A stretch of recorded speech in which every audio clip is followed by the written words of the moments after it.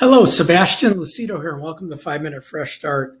I'm in Matthew chapter 3. It says, Then Jesus came from Galilee to John at the Jordan to be baptized by him.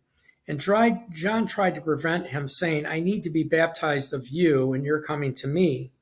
But Jesus answered and said to him, Permit it to be so, for thus it is fitting for us to fulfill all righteousness. And he allowed him.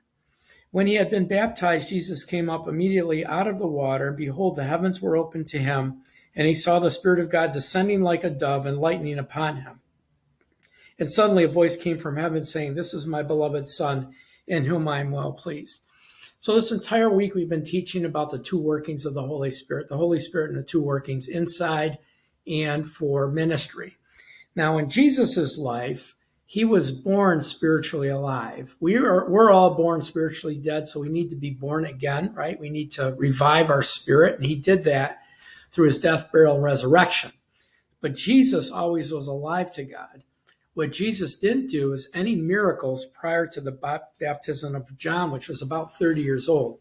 So the first 30 years of Jesus' life, he grew in spirit. The Bible shows us at 12 years old, he waxed strong in spirit. He waxed strong in knowledge.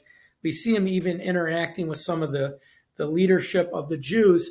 But Jesus did not do a miracle until the Holy Spirit came upon him. Why? Because Jesus was human.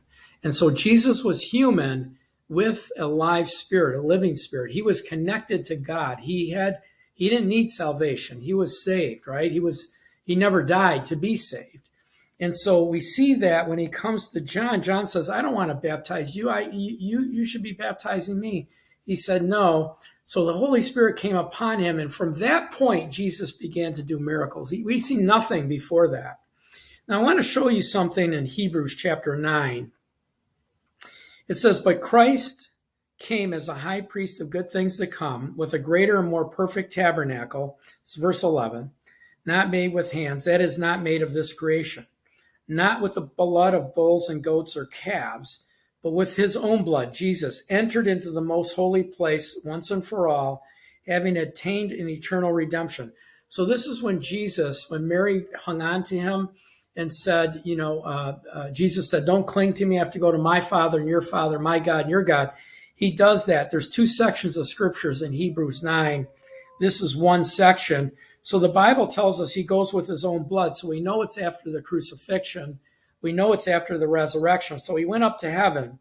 Again, verse 12 says, not with the blood of bulls and goats and calves, but with his own blood he entered the most holy place in the presence of God for us all, and obtaining eternal redemption for all of us. For if the blood of bulls and goats and ashes and heifers sprinkled unclean, sanctified for the purifying of the flesh, how much more shall the blood of Christ, who through the eternal Spirit, through the eternal Holy Spirit, offered himself without spot to God, cleanse your conscience from dead works to serve a living God.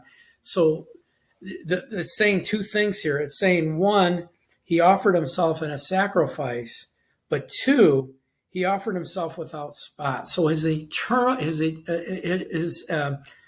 entire life, he lived without sin so that he could be the Lamb without spot and without blemish.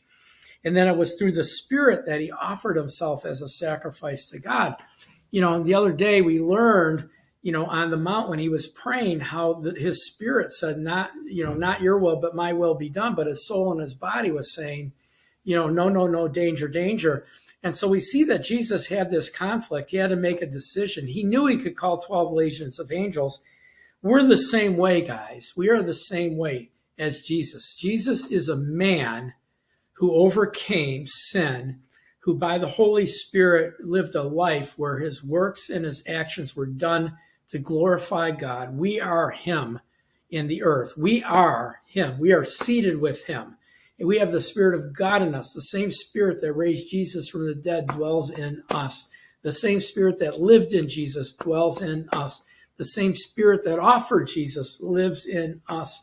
And so we need to understand that, because we shouldn't be mediocre. We should be water walkers. We should be doing miracles. We should be knowing and understanding, because we've yielded to the Spirit of God, and he teaches us and shows us all things.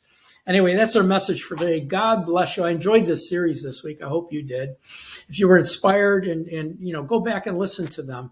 Remember, these 5-minute fresh starts are to start our day, but they can be listened to over and over again to get into our spirit. That's repetitiveness is how we grow.